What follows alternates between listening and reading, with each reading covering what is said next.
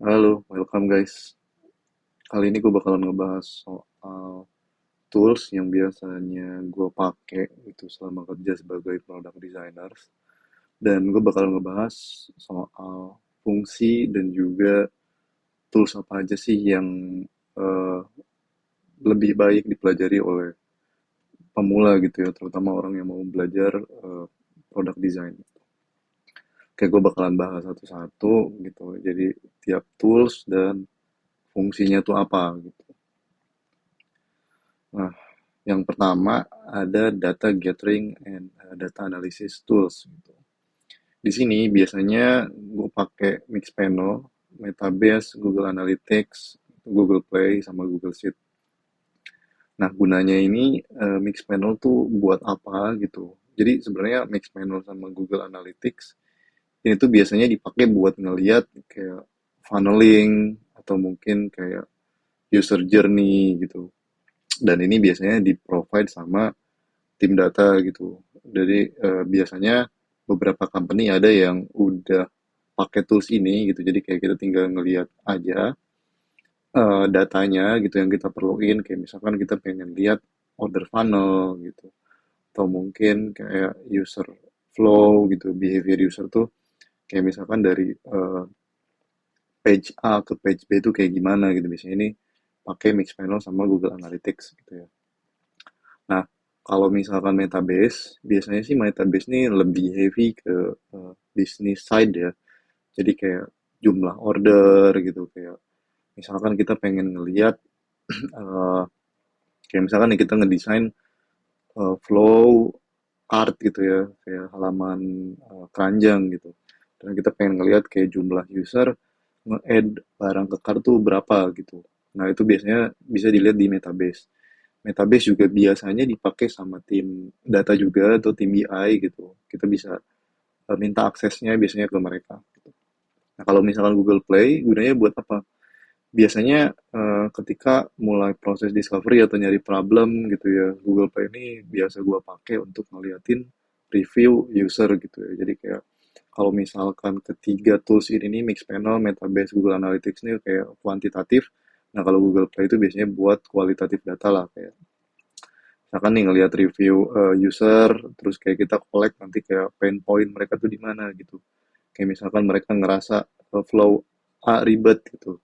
Terus kayak komplain-komplainan user tuh bisa kita lihat itu di Google Play gitu. Nah, ini juga biasanya engineer team punya Google apa ya, kayak semacam dashboardnya lah gitu. Dan kita bisa minta aksesnya juga ke mereka gitu. Yang terakhir ada Google Sheet gitu. Kayak Google Sheet, kenapa gue masukin juga? Karena biasanya dari si Google Play atau dari apa Metabase gitu ya. Kayak kalau misalkan kita ekspor datanya, pasti base-nya tuh kayak XLS file gitu. Jadi kayak dipakainya pakai Google Sheets. Nah, bisa di Google Sheet juga gue pakai buat categorize gitu. Kayak misalkan data dari si Google Play gitu, kayak data review-nya user gitu, kayak kategorinya apa aja nih.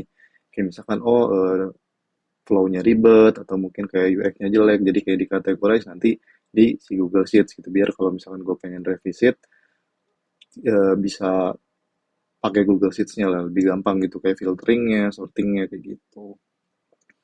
Nah, ini buat data gathering gitu. Biasanya sih kalau misalkan designers junior gitu ya, mungkin nggak akan terlalu menyelami tools-tools ini gitu. Cuman kalau misalkan untuk designers yang lebih senior gitu, kita tuh kan dituntut untuk lebih apa ya, kayak lebih impact driven lah gitu, kayak kita ngelihat metric juga gitu, jadi kayak tools ini tuh bakalan penting banget gitu. Nah, selanjutnya ada tools buat note taking, ini PRD sama design brief gitu.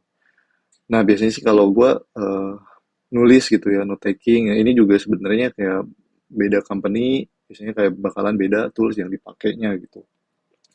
Jadi kayak bisa aja ada company yang pakai Google Sheet, Google Docs, ada yang pakai Notion, atau ada yang pakai Quip gitu ya.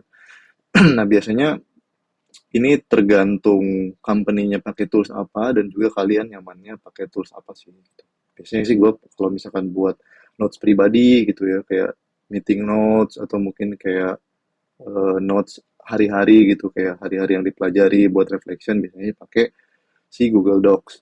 Nah, kalau misalkan Notion biasanya sih buat yang ya project pribadi lah gitu. Jadi kalau ini tuh buat notes pribadi gitu kayak buat kerjaan. Kalau Notion tuh buat project management ya diri gue pribadi lah buat tracking. Kalau misalkan Quip biasanya sih di company gua itu tuh dipakai buat bikin PRD, design brief gitu. Semuanya tuh pakai Quip gitu. Sebenarnya ketiganya ini sama aja sih gitu secara prinsip gitu ya, ya buat ngetik gitu, kayak buat bikin dokumen gitu. Cuman kayak nanti disesuaikan aja dengan kebutuhannya gitu dan juga company-nya nanti pakai apa gitu.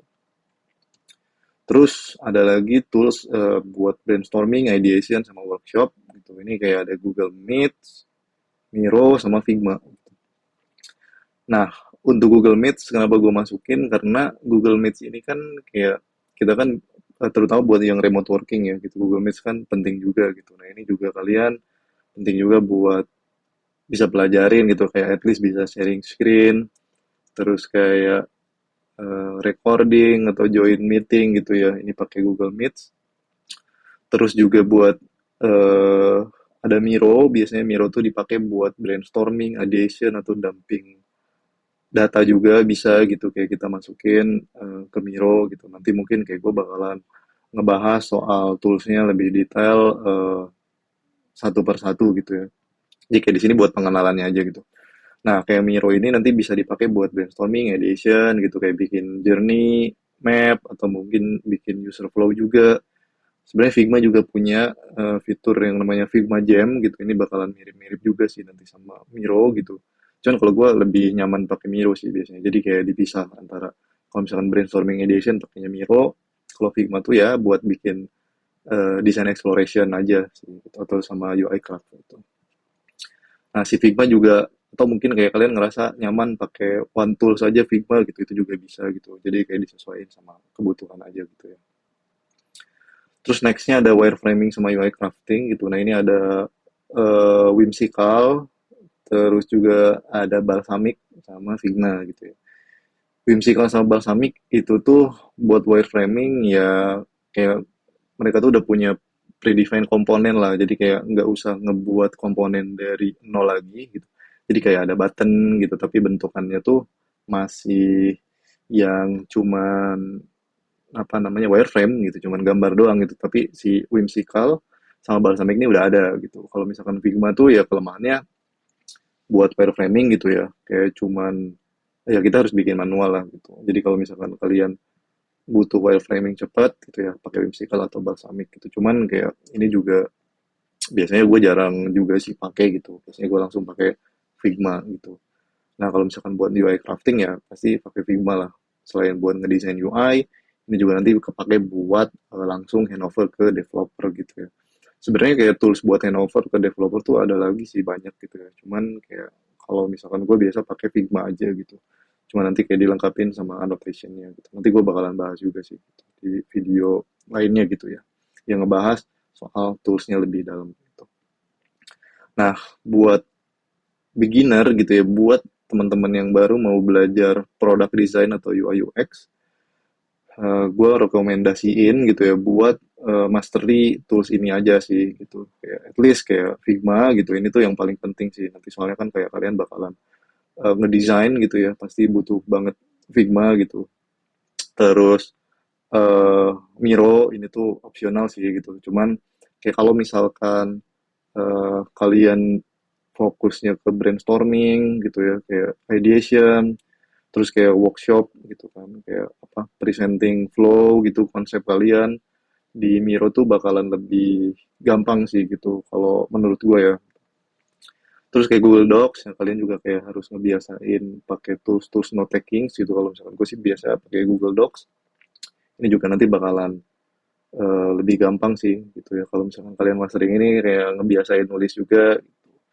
terus sama yang terakhir ya ini sih Google Meet atau mungkin Zoom gitu ya. Biasanya sih gue pakai Google Meet soalnya nggak perlu install apps gitu. Terus juga kayak join meeting ya tinggal join gitu nggak usah pakai apps gitu. Nah ini tools-tools yang biasa gue pakai sehari-hari gitu ya sebagai product designers. Nah buat teman-teman mungkin bisa mastering tools ini dan gue juga bakalan nanti ngebahas toolsnya satu persatu gitu ya di next video gitu. Jadi video ini kayak cuman buat ngasih tahu aja sih tools yang gue pakai apa gitu, terus kayak yang gue rekomendasiin buat kalian yang baru mau belajar itu betternya tools apa gitu ya. Nah nanti kalau misalkan udah mastery toolsnya baru kayak gue bakalan ngebahas soal desain prosesnya, terus jadi nanti dari mulai problem discovery sampai ngedesain UI-nya gitu, biar apa namanya kayak dari roadmap-nya gitu ya, gue kan bakalan ngajarin kalian belajar UI benar-benar dari awal gitu ya, belajar UI UX dari awal. Nanti kalau misalkan gue juga bakalan ngebahas tools-toolsnya gitu ya, satu persatu gitu, supaya kalian lebih familiar dan tahu cara pakainya. Baru nanti kayak kita bakalan ngelanjutin ke desain prosesnya gitu, dari mulai problem discovery sampai uh, apa namanya crafting UI, terus sampai ke bikin portofolio dan cara nyari kerjaan di product designers gitu. Nah, mungkin di video gue kali ini itu aja sih guys gitu, yang pengen gue sampein gitu. Oke, paling dari gue itu aja. Thank you so much guys. See you in the next video. Bye bye.